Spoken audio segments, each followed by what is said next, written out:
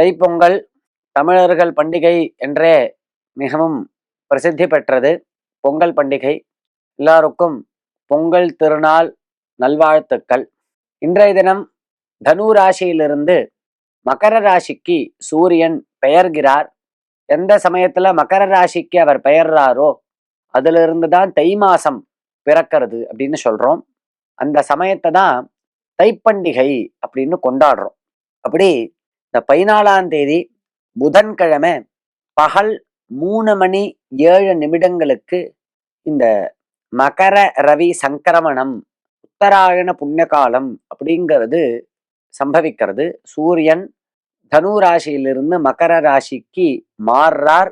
திருக்கணித பஞ்சாங்கப்படி, வாக்கிய கணிதப்படி இந்த 14ஆம் தேதி புதன்கிழமை மாலை 6:10 இந்த மகர ரவி சங்கிரமணமானது சம்பவிக்கிறது.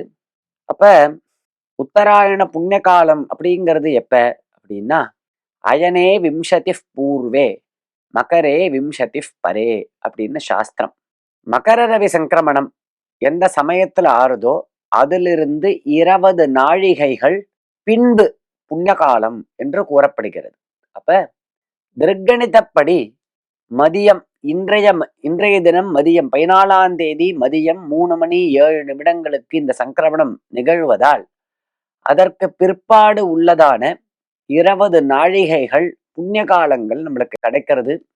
அதனால் இந்த திருக்கணித பஞ்சாங்கத்தை அனுசரிப்பவர்கள் அனைவரும் இன்றைய தினமே பொங்கல் பண்டிகையை கொண்டாட வேண்டும்.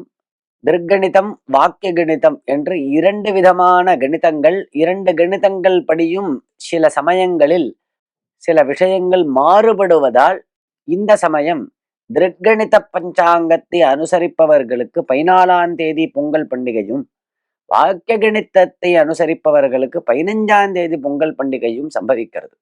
இந்த திருக்கணிதத்தை அனுசரிப்பவர்கள் மதியம் 3 மணிக்கு மேலே அவர்கள் செய்ய வேண்டியதான மகர ரவி சங்கிரமண புண்ணிய காலத்துக்கு அங்கமாக அவர்கள் செய்ய வேண்டியதான ஸ்நானங்கள், தானங்கள், தர்ப்பணங்கள் இவைகளை செய்ய வேண்டும். 3 மணிக்கு மேல சுப ஹோரேல சூரியநாராயண பூஜை, பொங்கல் பானை வைப்பது, சூரியநாராயணனை பூஜிப்பது, நிவேதனங்களை செய்வது, கொண்டாடுவது இதெல்லாம் மதியம் சூரிய சங்கிரமணம் ஏற்பட்ட பின்பு திருக்கணித பஞ்சாங்கக்காரர்களுக்கு.